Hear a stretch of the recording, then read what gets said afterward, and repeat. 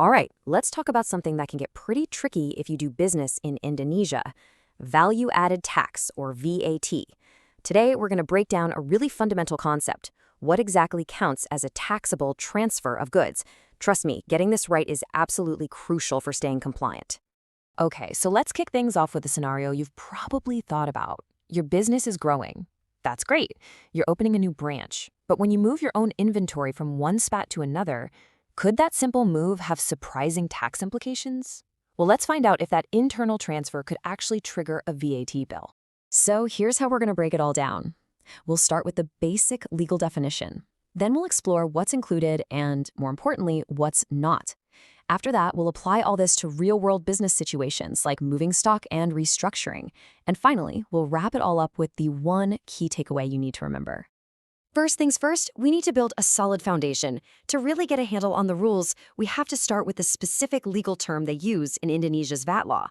So the official term you'll see everywhere is penyerahan barang kena pajak. Now, that translates to the transfer of taxable goods. But as you're about to see, Article 1A of the law defines this way more broadly than just a simple sale from you to a customer. And this is where it gets really interesting: just how many different business activities actually fall under this one single definition. Let's take a look at the specifics, right from Article 1A, Paragraph 1. You know, the law is incredibly comprehensive here. A standard sale, obviously, that's a taxable transfer, but so is giving goods to a consignment agent, handing out free samples for a promotion, or even just having assets left over if a company closes down. And here's the real kicker for our question from the beginning: moving goods between your own head office and a branch? Yep, by default, that's a taxable event. Okay, so if the definition is that broad, what does that mean for you? It means you absolutely have to know the exceptions.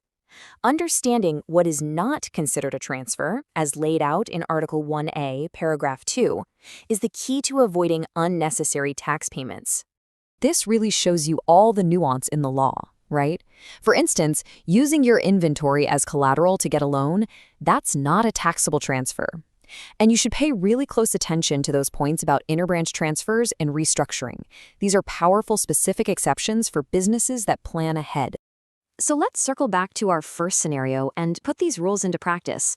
Remember that stock transfer from your Jakarta head office to the new Bali branch? Let's see how this works. Okay, so by default, the law basically sees your head office and your branches as separate entities when it comes to VAT. This means that a simple internal stock transfer is considered a penyerahan barang kena pajak. And, well, it's subject to VAT. But don't worry, there's a really smart way around this. And here it is, side by side. The rule clearly states it is a transfer, but the exception gives you the solution. If your business has officially gone through the process to centralize your VAT reporting with the Director General of Tax, then boom, those internal transfers are no longer considered taxable. It's a strategic choice that can make your life a whole lot easier. All right, let's shift gears to another big one, a common but pretty complex business move: restructuring. What happens with VAT when you merge with another company or contribute assets as capital? The law actually allows for VAT-free transfers of assets during major restructuring events, like mergers or spin-offs. You can find this in Article 1A, Paragraph 2, letter D. But, and this is a big but, it's not automatic. There's a very important condition that both sides of the deal have to meet. And the law is crystal clear on this. For that asset transfer to be exempt from VAT, both the company giving the assets and the company receiving them must be registered as a pengusaha kena pajak, or PKP, a taxable entrepreneur. No exceptions. This table pretty much says it all. If you're planning any kind of merger or asset transfer, this is your cheat sheet. The bottom line is, only a transfer from one registered PKP to another registered PKP gets the VAT exemption. In any other scenario, VAT is going to be due. So after digging into the law and walking through these scenarios, what's the big takeaway here? What's the one thing you really need to remember? Here's the most important point. Indonesia's VAT law defines a transfer very, very broadly, and it catches a lot of normal business activities. But the good news is the law also gives you clear, strategic ways to manage your VAT liability. Things like centralizing your tax reporting or making sure everyone in a restructuring is a registered PKP. It all comes down to proactive planning. And that brings us to the final question, one for you and your business.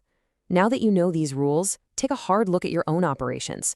Whether it's how you're moving inventory around the country or how you're planning a potential merger. Are you sure your plans are aligned with these VAT laws? It's a crucial question to ask. Thanks for tuning in.